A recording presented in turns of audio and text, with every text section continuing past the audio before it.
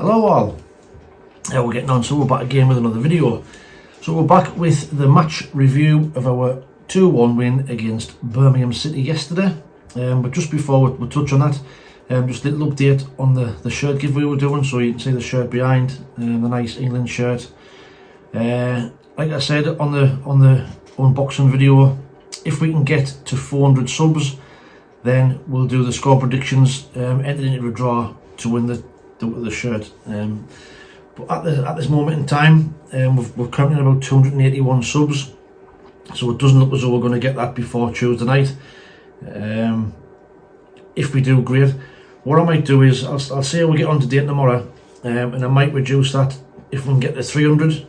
You know, I'm just doing the giveaway just to try and promote the channel and get a few extra subscribers, you know, and grow the channel. So if we can get to 300, then, you know, anybody who's got the score prediction on that the unboxing video will be entered into the hat if they get it right, and we'll take it from there. You know, I'm just doing this to try and give you give a little bit back, and like I say, try and grow the channel a little bit. But you know, if you don't mind, you know, bit of interest, chance to win a fantastic shirt from LUSOCCER, just head across to the video, the link. I'll put the link on the video on the screen now. Just click on there, it'll take you to the video. Like and subscribe to the channel, enter your score prediction on that video, and if you get it right and we get to 300 subs, then we'll do the giveaway sometime next week. You know, I don't want to seem like I'm begging for subscribers, or you know, I'm begging for you to enter, but I'm just trying to, a little bit of interest, just try and grow the channel, and see how we get on. But anyway, that's up to you if you want to. If not, I do understand.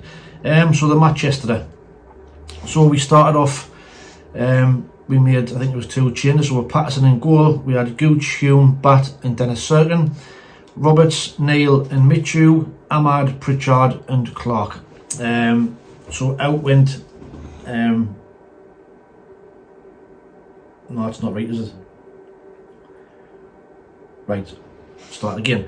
Patterson, Gooch, Hume, Bat, Serkin, Roberts, Neil, Michu, Ahmad, Pritchard and Clark.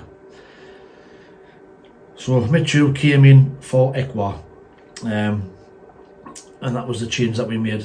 I was quite surprised that he dropped Ekwa after his performance on Monday, but you know, Michu likes Michu, he likes to freshen things up, so I think he just brought him in at home, you know, a bit more technical and trying to move the ball a bit quicker. And to be fair, we started off quite well.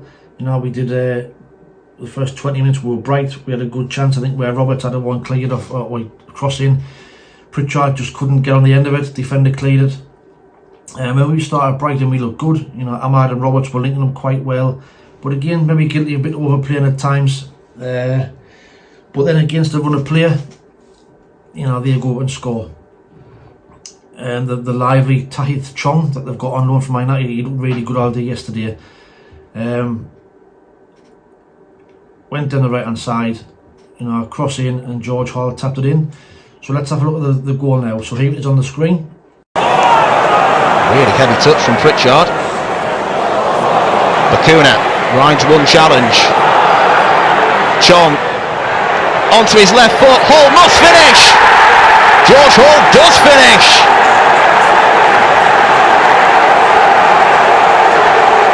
The 18-year-old grabs just his second goal for his boyhood club. Tony Mowbray livid, probably with his own defence more than anything. Great awareness from Chong. He saw Hall in acres of space. It's almost like a five-a-side finish. It's so straightforward. It's a cheap goal for Sunderland to concede, but a wonderful moment for Hall. Only his second senior goal. So you can see there, you know, a bad goal to give away against the run of play. It was far too easy, unmarked in the you know, on the penalty spot, and he taps it in. So I would think he will go again. Our home form going to come back and bite us on the arse again. You know, our poor form at home probably scuppered our playoff chances, you know, in the whole. But you know, we dug in, and then right on half time we then get the equaliser. and this is it now. Think about at half time.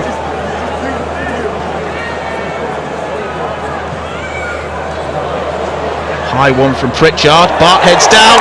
Roberts nods on. And there is Trey Hume.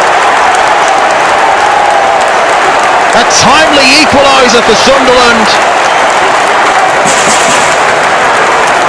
On the stroke of half time. It's a first goal in English football for Trey Hume. The man being asked to play out of position in a patched up defence. He was there, right place, right time, easy finish. Now John Eustace has the thinking to do. So you can see from the corner, Pritchard crosses it in, Danny Batt flicks it back on, comes to Roberts, flicks it back across the goal, and there's Trey Hume to knock it in 1-1 right on the stroke of half time, and we're going level. And it's game on, great time to score. And can we go on in the second half and kick on and get the 3 points, and keep these playoff places alive? So we come up at half time, pretty much the same. It was pretty much of an even game, really, I thought. But then the introduction of the substitutes kind of changed it, I think. So Luke O'Neill came on for Lyndon Gooch, and Joe Gelthardt came on for Michu, and it kind of changed. So O'Neill dropped it back into centre half. Trey Hume went to right back. Obviously Gelthardt went up front, and it was we looked a little more lively. We started getting the ball. So Gelthardt did really well when he came on. We had a few chances. Roberts missed an absolute sitter. It was Gelthardt involved again. He is on the screen. Handed on by Trusty.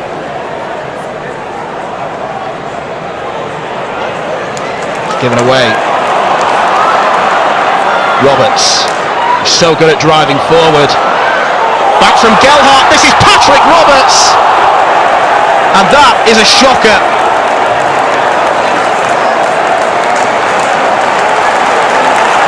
I think he bemoaned the state of the pitch then.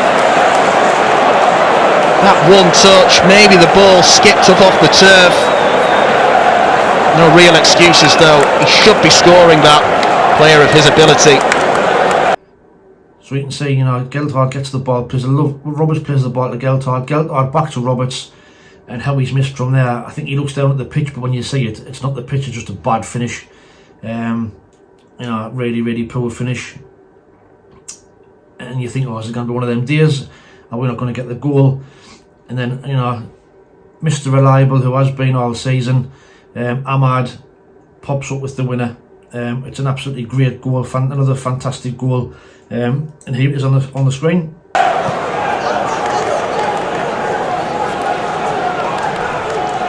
Clark. It's a brilliant pick out. Here's Amad Diallo on his stronger left foot. Diallo goes for goal! It's all turned around. A dozen goals in the red and white stripes for Sunderland, but Amad Diallo. Whatever you do, don't show him onto his left foot. Cardinal sin from Birmingham. He has got a bright future ahead of him.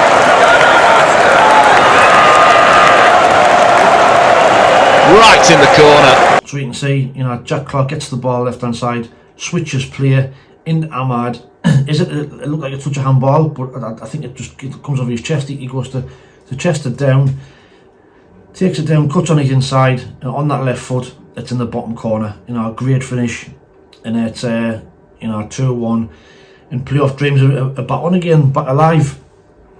And then, in typical Sunderland fashion, Dennis Certain, who's already been on a yellow card in the first half, he then has the impressive Chong knocks it past him, and it's a block. Yes, it's a block, but Chong kind of runs into him and elbows, catches him in the face, and the referee gives Dennis Certain his second yellow card, and he's off, unfortunately. It's a tough one, but I think it's a right decision. You know, Chong knocks the ball past Cirkin. Cirkin just stands up and he runs into him. Could he get out the way? Possibly. You know, is it the blatant block? Let's have a look at it anyway. See what you think. Chong to run at Cirkin. So you can see, you know, Chong knocks the ball past him.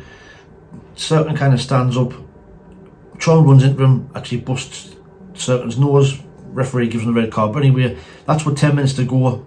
So we then, Joe Anderson comes on for his home debut. So we take off Pat Roberts to try and see the game out. And to be fair, Anderson, he did well when he came on. He won a few headers, you know, played a few sensible balls out of play instead of trying to keep all of it. And then in the last minute, Ekwa came on for Amar just to waste a bit of time. And it was a case of just hanging on, you know, squeaky bum time. But we hung on. We got the 3 points, a massive 3 points to try to keep our playoff places, keep playoff dreams alive. We ended up after the game 1 point outside the playoffs, with Blackburn having to play Hull. I think it was like last night. They actually drew 0-0, which actually was a good result for us.